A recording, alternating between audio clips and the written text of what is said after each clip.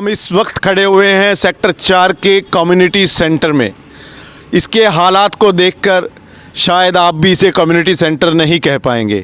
2004 में तत्कालीन मुख्यमंत्री चौधरी ओम प्रकाश चौटाला ने इसका उद्घाटन किया था, लेकिन आज इसके हालातों को देखकर हम आंसू बहाने के अलावा और कुछ नहीं कर सकते।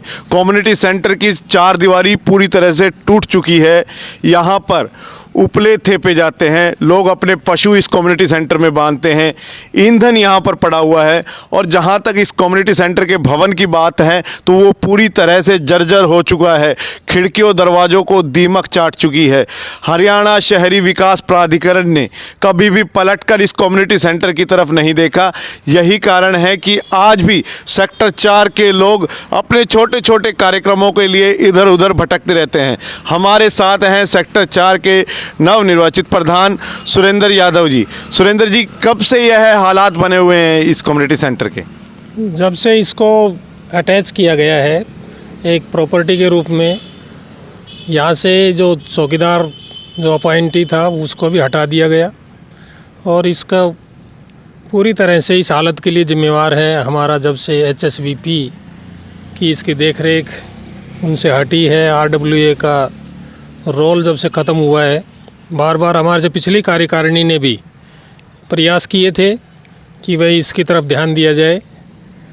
काफ़ी उन्होंने मेहनत भी की है, परंतु कोई सुनवाई नहीं हुई और आप देख ही रहे हो इसकी हालत। अब इसको हम, जैसा कि आपने कहा है कि एक सुविधा का स्थान नहीं कह सकते, कम्युनिटी के लिए हम प्रयोग नहीं कर सकते, ये एक कबाड़े जगह बन गई है। तो आपके माध्यम से मेरी तो यही रिक्वेस्ट है प्रशासन से, संबंधित अधिकारियों से, कि इस ओर ध्यान दिया जाए और इस समस्या का जितना जल्दी हो सके एक समाधान की तरफ प्रयास करना चाहिए। हम समस्त सेक्टरवासी आपसे अनुरोध करते हैं, आपसे अपील करते हैं कि इस जो जन सुविधा हमारे सेक्टरवासियों के लिए यहाँ उपलब्ध करवाई गई थी उसकी इस हालत में ना छोड़ा जाए और इसको पुनः अपने जिस स्वरूप और जिस उद्देश्य के लिए इसको बनाया गया था उस स्वरूप में इसको किया जाए। करोड़ों का भवन है, पूरी तरह से कंडम हो चुका है। क्या अब RWA की ओर से इस बाबत अधिकारियों से मुलाकात की जाएगी, उनके संज्ञान में मामला लाया जाएगा? निश्चित रूप से हम अपनी तरफ से कोई कमी नहीं छोड़ेंगे। जो भी अधिकारी, जिस भी विभाग का इस कार्य से संबंध है, निश्चित रूप से हम उनके संपर्क करेंगे।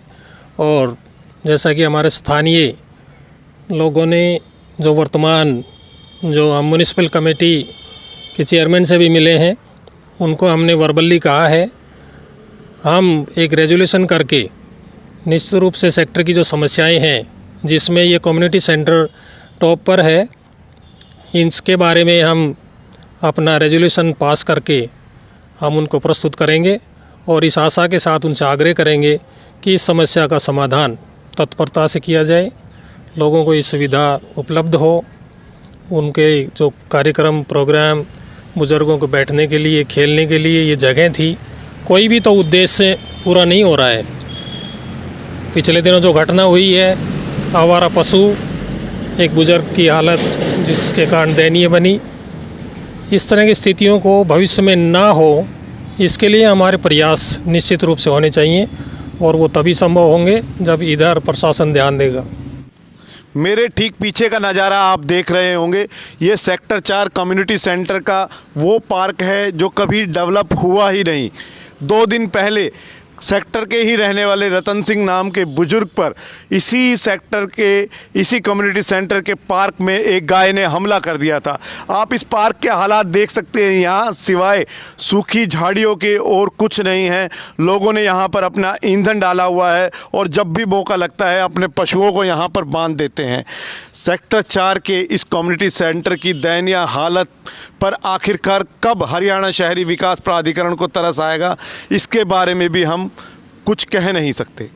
कम्युनिटी सेंटर के बारे में ये कहूँगा कि अभी हम स्टेट ऑफिसर से मिलेंगे, जैसा कि पता है, लोगों से कुछ जानकारी मिली है कि भाई ये HSVP के अंडर है, तो उससे हम स्टेट ऑफिसर से मिलेंगे। और ऊपर भी अगर हमें कहीं जाना पड़ेगा तो हमारे समाज में बड़े बड़े हमारे यहाँ व्यक्ति हैं जिनका अच्छा संपर्क है, समाज में भी है, ऊपर भी है, तो उनका भी सहयोग लेंगे। जो भी हमारे से संभव होगा वो हम सारा प्रयास करेंगे और इसको एनी हाउ किसी भी हालत में हम रिपेयर कराने की कोशिश करेंगे।